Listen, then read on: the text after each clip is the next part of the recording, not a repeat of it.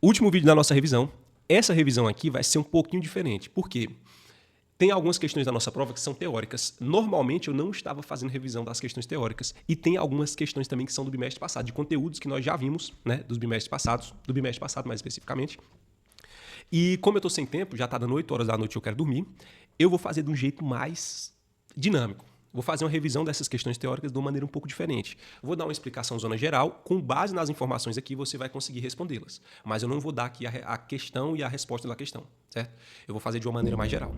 Uma das coisas que nós vamos ter na nossa prova, uma das coisas que a gente pode relembrar, são todas as grandezas físicas que a gente viu durante esse bimestre, né?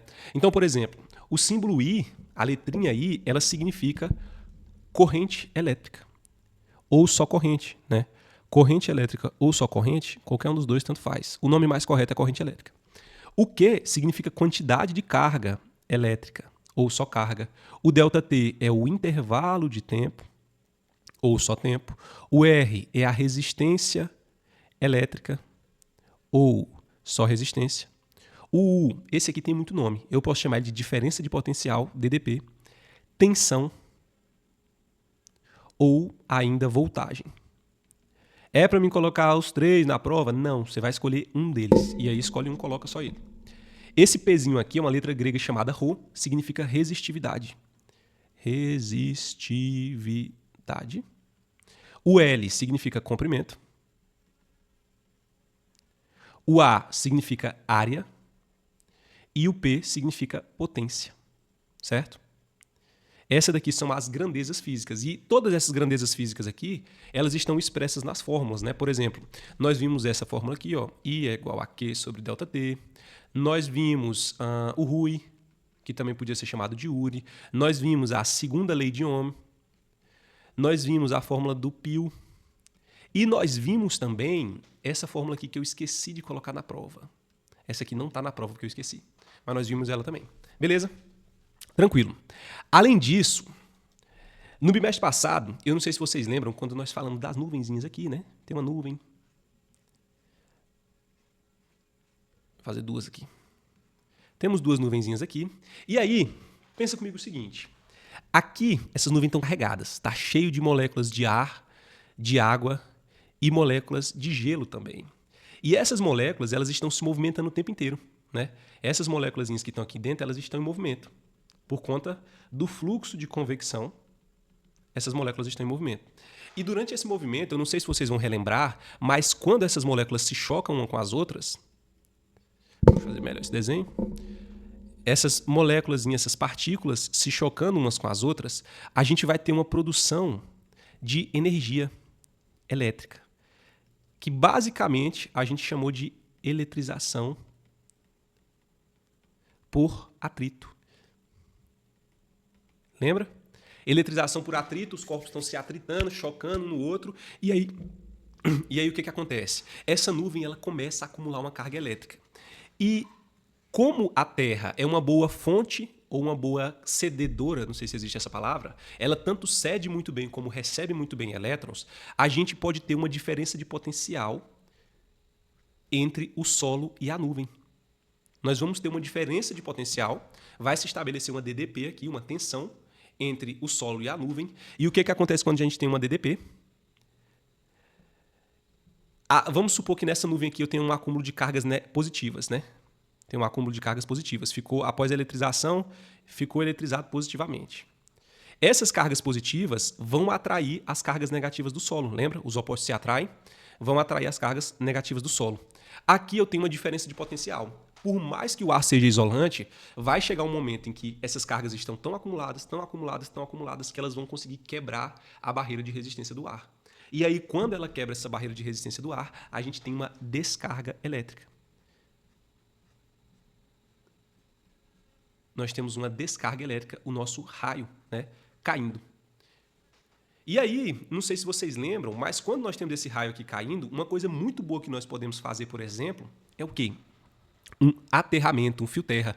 Não sei se vocês já perceberam, me disseram isso aqui, tá? Eu nem sei se é verdade, mas eu acredito que seja. Lá no topo da Igreja Católica, tem uma cruzinha, não tem? Tem uma cruzinha. Me disseram que na ponta daquela cruzinha tem um Para-raios. Para que serve esse para-raio? O para-raio, lembra que a gente falou do poder das pontas?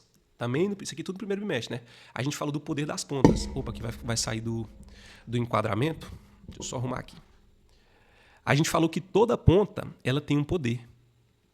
Esse poderzinho de aumentar a densidade de cargas lá na ponta. Então, ela vai fazer com que essa descarga elétrica, por nessa pontinha aqui eu tenho uma quantidade maior de partículas, ela vai fazer com que essa descarga elétrica seja atraída aqui para a ponta.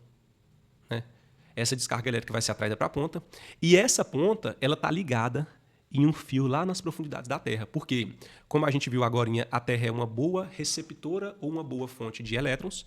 E aí, quando essa corrente elétrica é jogada lá na Terra pelo tamanhozão que essa Terra tem, a Terra é muito grande, o que acontece com essa corrente elétrica aqui, com essa carga? Ela se dissipa pela Terra.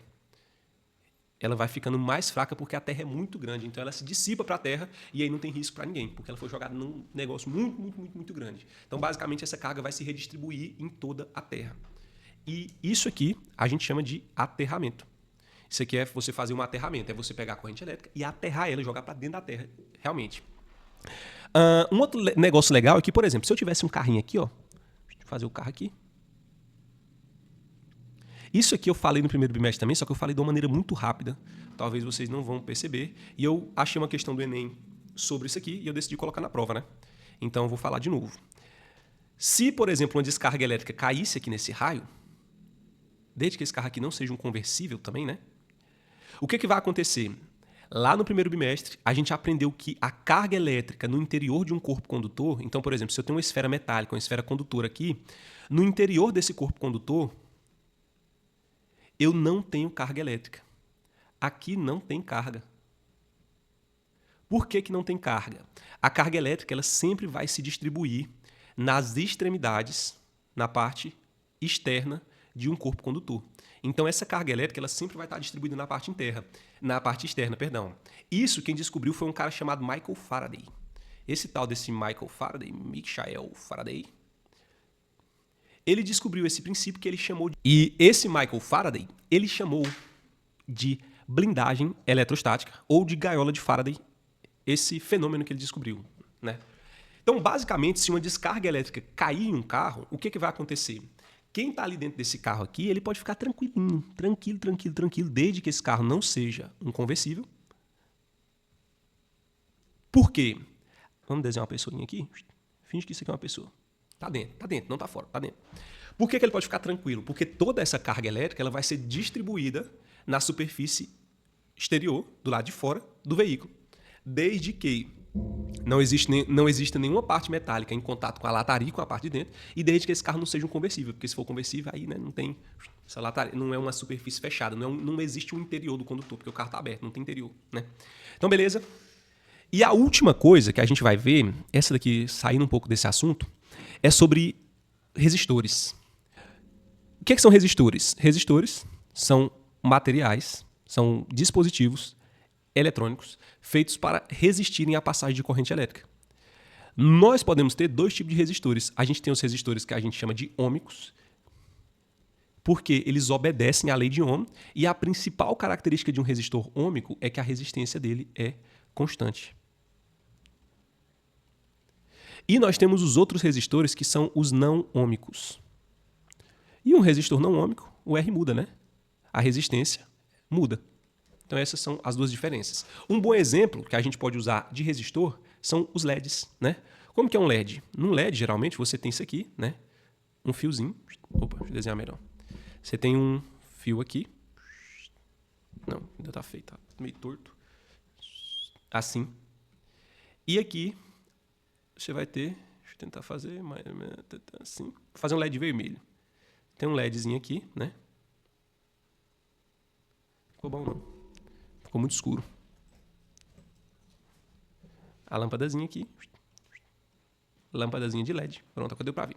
O que acontece? Essa perninha maior a gente chama de ânodo.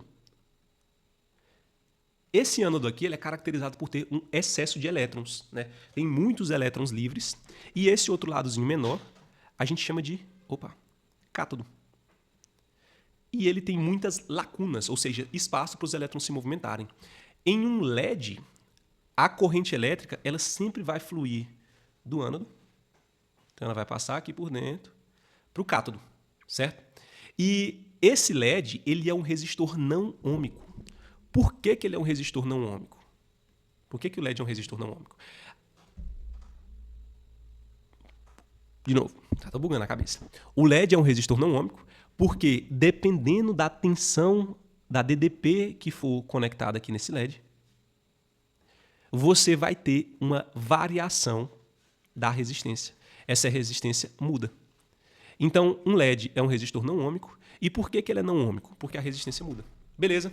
Com isso, a gente termina a nossa revisão. Vão desculpando aí qualquer errinho, porque essa semana tá muito puxada, muito puxada. Inclusive, eu quase não consegui fazer a revisão. Dessa vez foram só 3 vídeos, porque eu não consegui gravar mais. Mas eu não ia deixar vocês sem essa revisão, né? Me esforcei um pouquinho mais e consegui terminar a gravação agora. Ainda falta o primeiro ano, que eu não fiz. Tô fazendo o terceiro, fiz do segundo, falta que teve prova primeiro, né? Teve prova segunda-feira. Agora falta só o primeiro aninho. Então, é isso. Valeu, falou, boa prova, até a próxima. É o terceiro bimestre, né? E vamos torcer para que ninguém fique de recuperação.